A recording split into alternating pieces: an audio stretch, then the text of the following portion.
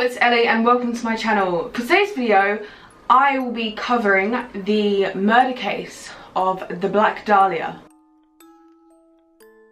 I posted on my Instagram saying that I wanted to change things up and cover crime cases because I'm absolutely obsessed with them. And I said, if you give me a video idea, I will give you a shout out in the video.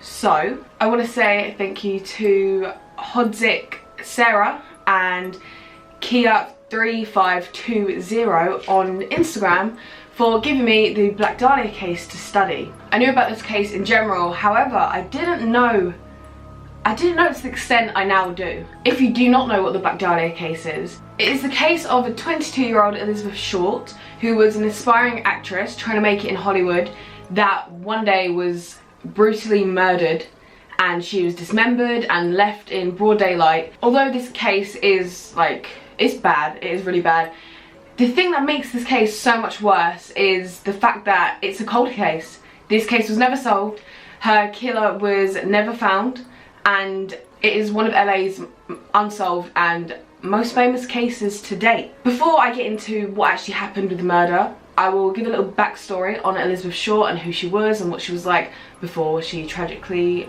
died. Okay, Elizabeth Short, who sadly ended up being most known as the Black Dahlia, was born on the 29th of July 1924. Born in Boston, Massachusetts. She was one of 5. Her parents were Phoebe and Cleo Short. However, Cleo abandoned the children and family when she was around 5. From a young age, Elizabeth developed a love for all things cinematic, and by the time she was a teenager, she had her mind and her heart set on making it as a Hollywood actress. Elizabeth moved to Los Angeles in 1943, and in that September she was arrested for underage drinking, but ironically it actually helped when it came to identifying her after she was murdered. In January 1947, Elizabeth was dropped off to the Biltmore Hotel in Los Angeles by a RED Manley. This was the last time that Elizabeth was ever seen alive. On the 15th of January 1947, only 6 days after she was dropped off at the Biltmore Hotel, Elizabeth's dead body was found on an empty plot of land by a local resident, Betty Berzinger, and her daughter. Berzinger initially thought that she had found a dismembered store mannequin. However, when she realised that it was a corpse, she rushed to a nearby house and called the police. Officers Frank Perkins and Will Fitzgerald arrived at the scene minutes after. When they noticed Elizabeth Short's naked body, what had been cut in half, the Los Angeles Police Department noticed that her body seemed to have been posed. Elizabeth was lying on her back with her arms raised over her shoulders and her legs were spread. There were cuts across her body. Her mouth had been sliced to extend her smile from ear to ear. Investigators believe that she had been tied down and tortured for several days due to the rope marks on her wrist, ankle and her neck. Her naked body had been cleanly sliced in half just above the waist. There was no blood present on Elizabeth's body and there was none on the grass beneath her. So investigators determined that she must have been killed elsewhere and her body was brought to this empty plot of land. She was clean of blood and then dumped on this land overnight. While the FBI were trying to identify the body as Elizabeth Short, her body was being examined in the coroner's office. The autopsy reported multiple lacerations to the face and to the head. The killer had washed the body clean. There were numerous cuts in crisscross patterns over her pubic area, and her pubic hair had been removed by hand.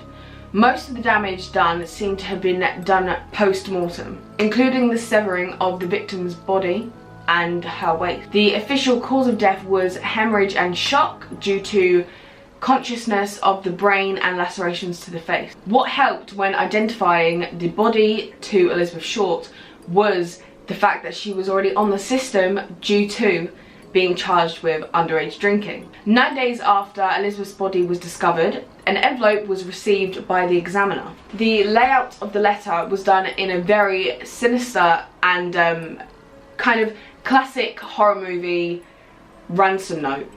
It was made from cut out letters of ads, and it said, Los Angeles Examiner and other Los Angeles papers. Here is Dahlia's belongings, letter to follow. So with this package, there were a load of her items, a load of her belongings, like photos, her like social security number, her ID card, were all with this letter proving that the person that sent it knew who she was and had like personal belongings and information about her. So obviously all eyes are looking at this letter, trying to figure out who had sent it, where it come from, but they traced it for fingerprints. However, it had been cleaned with like a bleach acid like substance that completely got rid of all form of DNA. Another letter was received. It was a handwritten letter this time, and it said, here it is, turning in Wednesday the 29th at 10 AM. Had my fun with the police, Black Dahlia, Avenger. This letter was actually taken into account. However, when January the 29th came around, nobody handed themselves in. So with this case being a mystery still, there were a load of suspects. Many people were analysed, however, due to alibis or due to just no evidence or anything, loads of people were cut off. One suspect who wasn't seen as a complete threat was actually her father. Cleo Short had abandoned the family early on and actually went to the extent of faking his own death to get out of debt, and that was his way of leaving the family and make it seem like he wasn't on the earth no more. When Elizabeth grew up, her father wrote her a letter and eventually she did reply. They sent letters back and forth. He suggested that she come out to LA and stay with him. With Elizabeth having this heart and mind set on the Hollywood lifestyle, she was not going to turn this opportunity down. So she agreed and went to live with him. After some time, he realised that she wasn't like domestically trained, she was lazy, she would just sponge off of him to try and get what she wanted while she was staying there. I'm sure if you abandon your family, there's probably a high chance that they're not going to welcome you back with open arms. So he could have felt that she was using him instead of trying to get this father-daughter relationship and build on all the time they lost and what they hadn't had. He realised that she had no money and she was there just for this ideal LA Hollywood lifestyle surroundings, kind of dream of her she's had since she was young. So with this, he eventually kicked her out and she was hopping from house to house, like friend to friend. However, they all picked up on the fact that she was like sponging off of them and was never trying to make her own keep while she was out there. The reason her father was seen as a suspect was a possible motive that from where he may have felt used in the situation, that he turned very spiteful and no one's going to suspect you're going to kill your own daughter. So they thought maybe he done that out of pure spite because he felt used with her wanting this Hollywood lifestyle and going through her dad for that chance. However, there really isn't enough evidence to back up this theory, so it was just another theory in the books. Okay, now back to the three prime suspects. The first one was RED Manley. As I mentioned earlier, he was the one that had dropped her off to the Biltmore Hotel, and this was the last place Elizabeth was seen alive and she was staying there. RED Manley had his own family, he had a wife and he had children. However, it was suspected that actually he was having an affair with Elizabeth Short because he had also stayed at the Biltmore Hotel. They claimed it was like separate rooms, separate beds, they weren't together, but there's like no proof to back this up. That's just kind of his word. He claims he saw her last in the lobby and she was making a phone call. They would later discover that he had actually returned to San Diego a week prior her body being found. He had also passed a polygraph test, so he was ruled out. But in 1954, he was admitted to a mental hospital due to hearing voices, went under the truth serum. I can't remember what it's called, so I will find out and put the word here. Due to this stuff, back in the day, it was convinced that you couldn't lie when on this medication. He couldn't lie and he had passed all questions that were asked of him, and yes. So this completely rules him out. Suspect number 2 was Joseph Dumais. I'm going to call him Joseph D. So, Joseph D claims that he was blackout drunk with Elizabeth in San Francisco a couple of days before her body was discovered. When he was asked, he admitted that he had killed Elizabeth. However, evidence would later go against this and actually clear his innocence because he was on his military base the day of her death. Now, the final suspect, and in my opinion, I would say the guiltiest suspect, is a George Hodel. Okay, so he was seen as a ladies' man for many years. He has 11 children with 5 different women. One of his sons were 5 at the time of the Elizabeth Short murder. His name was Steve Hodel. He is a former police officer, and his own son was convinced that his father had murdered Elizabeth Short. Okay, George was highly intelligent and had studied surgery in medical school. And if you remember, when she was dismembered, it was done in a clean way. So police were edging towards this wasn't someone's first kill, and probably a medical background due to the skill it would take to do it as clean as it was. When Steve and his family were growing up, there was a certain room in their house, which was like the basement, that nobody was allowed in. It was like George's special office. No one could go in there. George also would, on kind of like the down low, he would also perform secret and dangerous abortions on women that would come and visit. There were photos found in George's house. He had a box, and in this box there were some photos that resembled Elizabeth Short like a lot. Many people thought that it was. However, a specialist had analysed the photos and said that no, it's not her. Other specialists many years later, with the kind of progression and how advanced technology is now, they had analysed them again, and it actually came up that I think it's an over 90% chance that it was actually Elizabeth Short. Steve believed that the handwriting in the letters was the same handwriting of his father. George was even accused of sexually assaulting his own daughter. That case just, I don't think, went through. I can't quote that. Nothing happened with that case because I haven't actually looked into it that much. But if you've got that allegation against you, there's probably a high chance that you're dodgy. Very dodgy indeed. Steve actually went as far as getting a police canine that was trained in searching for human remains. However, with it now being private property, they couldn't actually get on the land, so they managed to do a alleyway that was at the side of the house. I don't know if it was a part of the land back when his family had owned it, but it's owned by a different family now, so they can't get onto it. So the dog found a patch of land, and then when tested, results came back that it was positive for human remains. However, the problem with this is Elizabeth Short, she wasn't buried, she was laid out on display.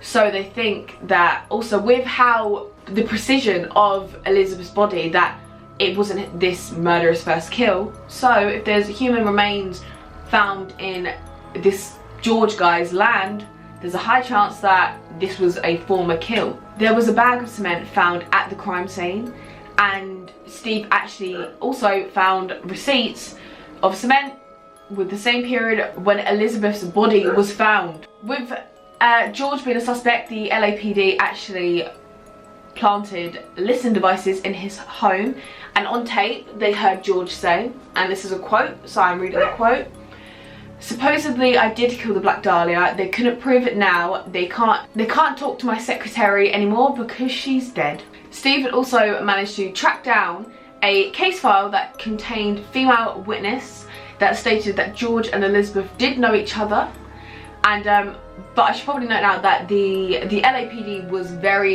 during this time period, it was very corrupt. This is probably the reason why that when fingers started to point at George, that nothing went through, because the LAPD at that time, they weren't capable and couldn't process, and they couldn't really do their job. Couldn't do a good enough job to try and solve this case. It's been years and it's still not solved. Now, some theories. Alright, so a Reddit theory is that her murder was gang related, and that this could have been due to her having no money. She turned to crime, but it wasn't that obvious between her friends that this was the case. However, what if she'd gotten mixed up with a gang, attempted to steal something valuable, and then had got caught in the process? Perhaps she was beaten and tortured to confess what she had done. They beat her, cut her face, and she eventually confessed what she did with the diamond. The main theories behind gang related is due to the smile cut. They say that it was a form of torture. So obviously beating someone, you're going to try and get answers. But with the cut, they think because that was also the lacerations to her face were also a part of a cause of death alongside shock, they think that maybe that was a gang related torture. However, I have a theory. My theory of this is that she was having an affair with having an affair with RED Manley, and they met up in the Biltmore Hotel. Then she told him maybe she was pregnant, and he was obviously like, he's a married man, he's got children himself, he doesn't live there, that he can't go through with this, she probably has to get rid of it, and yeah, he wasn't on board for her having this child. So I think that with her trying to make it into Hollywood, and if people were to publicly find out you had an abortion, it wouldn't go down well. So I think she kind of tried to do it like low-key. So she went to George, and that's where he was gonna perform it, because we know that he'd done them on like the down low anyway. But I think maybe he's seen as a ladies' man, so he tried to make his move. She didn't want it, and with that he probably became aggressive, and due to not getting what he wants, I think it resulted in her murder. But within the autopsy there was no signs of her being pregnant, so this would kind of go against my theory. But yeah, so I think pregnant, got rid of it. George tried to make a move, she didn't want that, he didn't like her not wanting that, so he killed her. I don't think it was his first kill, so much that his son's on my side. We had the same idea of it actually being his father, sorry. And yeah, that pretty much wraps up the Black Dahlia case study for you today. Let me know what you think, and if you do have any video suggestions, be sure to comment them below or DM me on Instagram. Thank you very much for watching. I will see you in my next video. Goodbye.